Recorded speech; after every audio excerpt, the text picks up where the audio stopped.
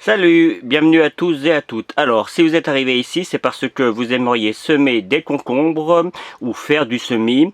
Et c'est la première fois où vous l'avez déjà fait, mais ça fait longtemps, et vous aimeriez avoir quelques conseils. Donc, comme vous pouvez le voir là, j'ai une belle concombre qui est déjà assez haute. Mais avant d'arriver à ça, je vous explique toutes les différentes méthodes pour le faire. Alors, en général, les concombres, on fait le semis en mars si vous avez une serre et que vous voulez prendre un petit peu d'avance, comme c'est mon cas. Sachez toutefois que c'est vraiment histoire de dire, c'est vraiment pour les laisser dans la serre et avoir une semaine ou deux d'avance sur les autres. Hein, parce que quand la terre elle est chaude, quand on les met en poquet dehors, je vais vous expliquer ce que ça veut dire en poquet tout à l'heure. En fait, là, ça pousse très vite et ça reprend largement sur celle qu'on a fait en hiver. Donc ne vous inquiétez pas si vous n'avez pas de serre, ce n'est pas grave. Donc justement, si vous n'avez pas de serre, on fait le semis en général vers le 15 mai, comme c'est le cas ici, juste après les gelées, ou même un petit peu avant, puisque vous pouvez le faire vers le 10 si les conditions météo sont bonnes, sachant qu'il faut environ je dirais entre 10 et 15 jours pour que ça lève. Donc vous êtes tranquille, vous passez les fameuses 5 glaces. Vous savez, c'est le 11, 12, 13 mai où en général on peut avoir des gelées, tout ça. C'est préférable de ne rien faire, ou en tout cas, sauf exception comme les carottes par exemple, vous pouvez les faire un petit peu à l'avance. Mais tout ce qui est curcubitacé, on évite de les faire avant cette date-là. En tout cas, moi je fais toujours vers le 15 mai et ça marche super bien. J'ai toujours de très belles récoltes. Pour les graines, comme vous pouvez le voir là, j'ai j'ai deux exemples différents. Le premier dans le paquet avec l'aluminium, vous voyez des graines que j'ai achetées dans le commerce, des graines bio, hein, j'insiste sur le fait que quand j'achète des graines, c'est toujours des graines reproductibles, de façon à ce que après je puisse les refaire moi-même. Et justement, vous voyez les graines que l'on voit dans les papiers absorbants. Eh bien, d'un côté, c'est des graines que j'ai fait l'année dernière avec mes propres concombres.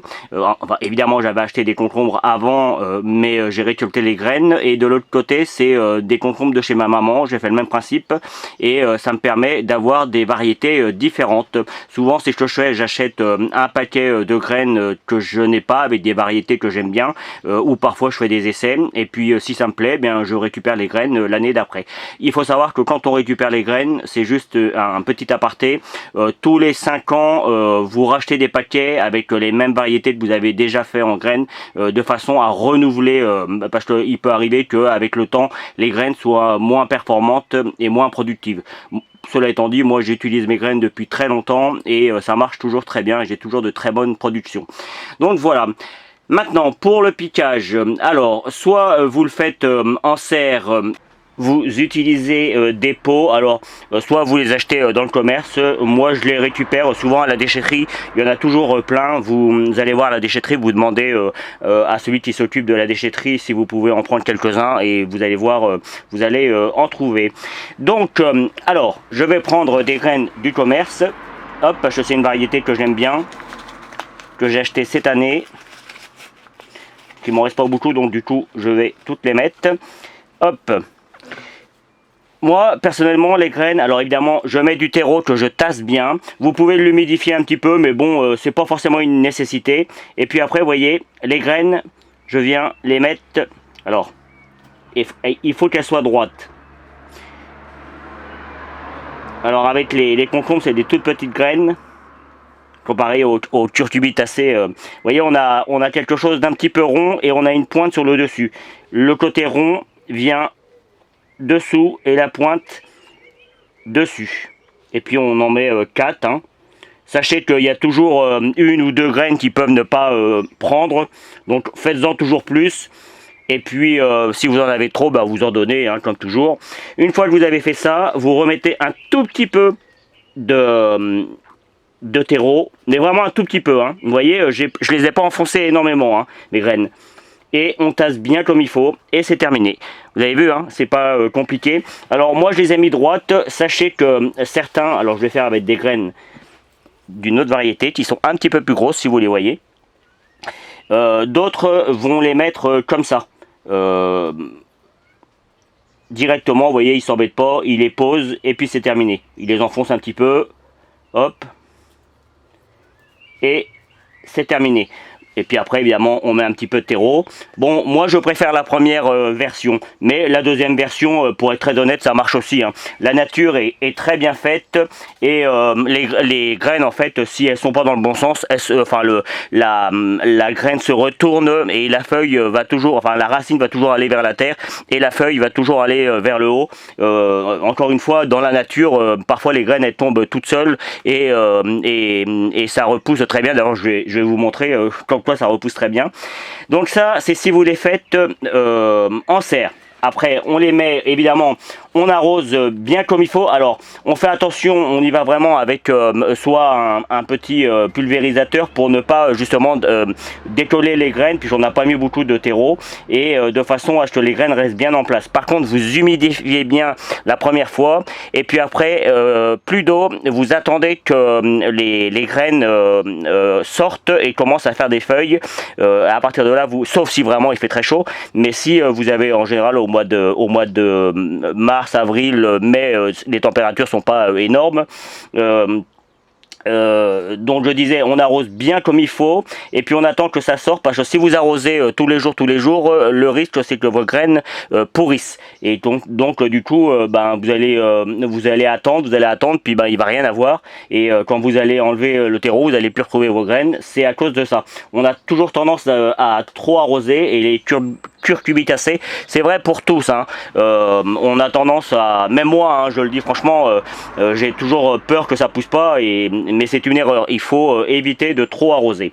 Alors la deuxième façon de faire, si vous êtes en pleine terre, moi je vais le faire dans ma serre. Parce que là c'est juste pour vous montrer. Hop, je me remets bien comme il faut parce que j'ai un petit peu mal aux pieds. C'est juste pour vous montrer. On fait ce qu'on appelle un poquet. On les sème en poquet. Voilà, on fait un petit trou. On va venir en mettre, je vais prendre la variété de ma maman.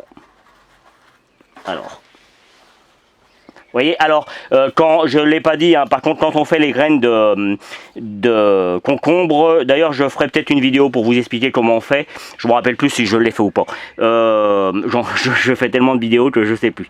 Je regarderai. Mais si je ne l'ai pas fait, il faut savoir que les graines de concombre, d'une part il faut laisser les concombres bien mûrir, voire vous les laisser sur le pied le plus longtemps possible, qu'elles deviennent voire presque dures, pour que les graines se forment bien. Et puis une fois que vous avez enlevé les graines, vous les laissez bien sécher. Autant les curcubitacées comme les potirons, les potimarrons et les grosses courges, les graines se font très bien. Même en faisant pas trop attention, on arrive à avoir de bons résultats. Autant les concombres et par exemple, alors les concombres on y arrive encore à peu près bien. Mais il faut vraiment les laisser sécher longtemps. Pareil, on les ramasse pas tout de suite, on les laisse sécher longtemps. C'est comme les courgettes. Les courgettes, je dirais que sur 10 graines, vous allez réussir à en avoir 2. Ça fait partie des choses qui sont un petit peu compliquées. Donc pour semer en poquet, et bien simplement, alors vous voyez j'ai un petit peu trop de terre, on vient les mettre comme ça, hop, on les espace, alors j'ai une feuille, voilà. On en met 4 ou 5, pareil, si vous en avez trop, et bien vous pouvez toujours les redépiquer et puis vous en mettez ailleurs, mais sachant que les concombres souvent ça file un petit peu, donc vous pouvez les mettre dans tous les sens et laisser comme ça. Une fois que vous avez fait ça, hop, vous remettez de la terre par-dessus, vous tassez bien comme il faut, et même principe, on arrose correctement, et bien on met une petite cloche ou quelque chose pour les protéger, parce qu'en pleine terre, dès qu'elles vont commencer à pousser, elles vont être attaquées par les escargots et les limaces. Donc vous mettez une petite cloche par exemple, ça marche très bien. Moi j'utilise des bouteilles d'eau que je coupe sur le fond, et puis je les enterre un petit peu, et de cette manière elles poussent. Je peux arroser par le dessus, et comme ça mes concombres elles poussent très bien. Bon, moi la majorité du temps je les fais en serre. Maintenant j'ai une petite serre qui marche très bien, et du coup ça m'évite d'avoir le problème des escargots. Donc voilà, je vous montre celles qui ont poussé toutes seules. Alors, je vais pousser ma tomate qui a elle aussi poussé toute seule. Vous voyez là, j'ai des pousses, il y en a, je sais pas combien il y en a, mais en fait, comme c'était une vieille concombre qui était plus bonne, c'était la fin de la saison, donc je l'ai laissé. Puis vous voyez, ça fait des pousses. Alors c'est encore une variété différente, avec des pousses un petit peu différentes, mais ça fera d'excellentes concombres. Du coup, moi je les laisse, tout ce qui va pouvoir pousser, je vais les laisser, et puis je vais en donner après quand ce sera, parce que là sur le coup, même dans ma serre, j'ai des escargots et tout ça, et comme je viens de vous l'expliquer, parfois je les protège un petit peu, vous voyez, comme là, avec un petit pot de rillettes. Bon bah ça fait ce que ça fait, hein. Mais ou alors là avec un pot à fleurs, vous voyez. Alors là c'est une courge, hein. Pareil, elle a poussé toute seule. Là c'est une tomate qui a poussé toute seule. Là-bas aussi dans le fond là. Et puis sur le côté dans mes fraisiers, pareil, j'avais des tomates dans la serre l'année dernière, et puis ça a poussé tout seul. Voilà, je vous montre en photo le déroulement, donc, quand vous allez voir sortir les petites feuilles des concombres. Et puis je vous montre un petit peu le développement, et je vais vous montrer, avant qu'elles arrivent comme celle-ci, comment il faut faire pour les repiquer.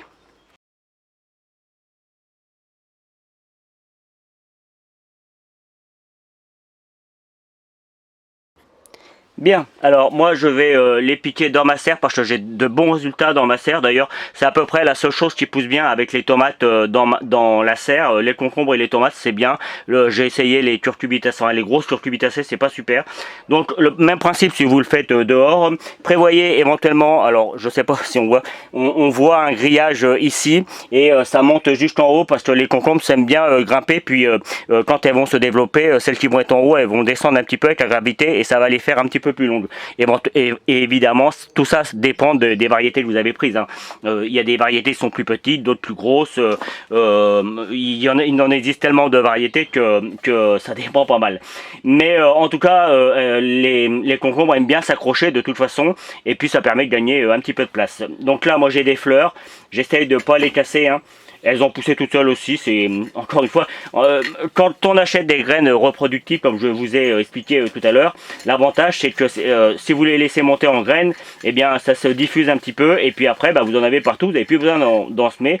Et sur le coup, quand il y en a qui vous dérangent, vous les enlevez. Et puis comme là, moi elle me dérange pas, hein, je vais mettre ma concombre à côté, et puis de cette manière, quand ça va fleurir, les abeilles vont venir, et puis elles vont polliniser également mes concombres. Et comme ça tout le monde est gagnant.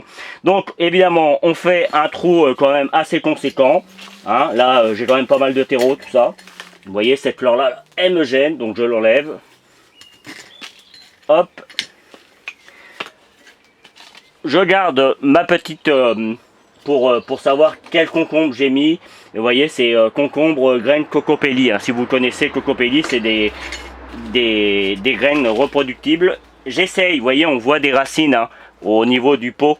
Donc on fait en sorte de ne pas casser trop la plante. On enlève les vers de terre si vous en avez, ça peut arriver, hein. Vous voyez, j'ai des superbes racines, hein. Je ne sais pas si vous les voyez, mais elles sont superbes. Donc là, le but, c'est de ne pas trop les casser. On les défait juste un petit peu.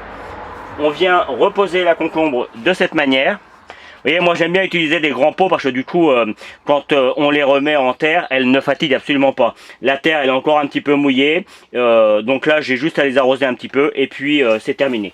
Mais là, à partir du moment où elles sont en feuilles comme ça, vous pouvez les arroser régulièrement, hein. C'est uniquement quand on les met en pousse, hein, quand elles sont en graines, qu'il faut bien les arroser au départ, et on attend qu'elles font des fleurs. Et voilà. Donc là on pousse un petit peu, et puis hop, voilà. Je la mets, je fais en sorte, vous voyez, de la diriger vers le grillage, et puis après la nature là encore va faire bien les choses, et elle va se diriger direct, elle va prendre des petits filaments qui va s'entourer autour du grillage, et ça va grimper tout seul. Voilà, j'aurais plus que maintenant à m'en occuper. Je vais essayer de trouver une vidéo que j'ai fait l'année dernière sur mon jardin. Je pense que j'avais des concombres, je vous montrerai. Elles étaient déjà dans la serre, donc je vous montrerai ce que ça donne. Mais je vous promets rien parce que je me rappelle plus si j'avais déjà des concombres au moment où j'ai fait la vidéo, pour vous montrer un petit peu l'état de mon jardin en 2025. Donc voilà, j'espère sincèrement que vous avez appris des choses. Moi, comme toujours, j'ai eu beaucoup de plaisir à réaliser cette vidéo. Je vous dis donc à très vite pour de nouveaux petits tutos. Vous savez que sur cette chaîne vous trouvez pas mal de tutos bricolage sur tout ce qui est du quotidien, toutes les petits embêtements qu'on peut avoir avec la machine à laver, le four, pour brancher une prise. Enfin, c'est vraiment des choses très basiques, mais qui servent à beaucoup de gens. Donc moi j'aime bien faire ça. Et puis évidemment le jardinage, parce que là encore ça aide pas mal. Et puis ça reste dans le bricolage, jardinage, ça reste dans le même thème. Donc voilà. Et puis évidemment vous pouvez aller sur ma chaîne principale, comment fait-on, là sur le coup. Ici vous êtes sur comment fait-on bricolage et jardinage, et ma chaîne principale c'est comment fait-on tout court, où je fais de la pâtisserie et de la cuisine. C'est mon métier principal, c'est mon métier originel. Voilà. Et puis j'ai une troisième chaîne où vous pouvez aller vous abonner également. C'est une chaîne de pêche pour les amateurs, uniquement de pêche, qui s'appelle Passion Pêche à l'ancienne. C'est voilà, je me suis pas embêté pour le nom, et là encore, alors elle est pas monétisée, donc j'ai besoin d'abonnements, et j'ai besoin également de beaucoup de vues. Donc si vous êtes un amateur de pêche, n'hésitez pas à regarder les vidéos, ça m'aidera énormément. N'oubliez pas d'arroser, hein. Là je l'ai pas fait, mais il faut arroser, c'est vraiment important. Salut et merci pour votre fidélité, pour tous ceux qui me suivent au quotidien. Et puis merci à ceux qui s'abonneront en regardant cette vidéo, et qui laisseront un petit pouce bleu. C'est vraiment important, le petit pouce bleu. Je vous invite à le faire, plus on en a et plus on est vu sur YouTube. Donc n'hésitez pas. Salut, à bientôt.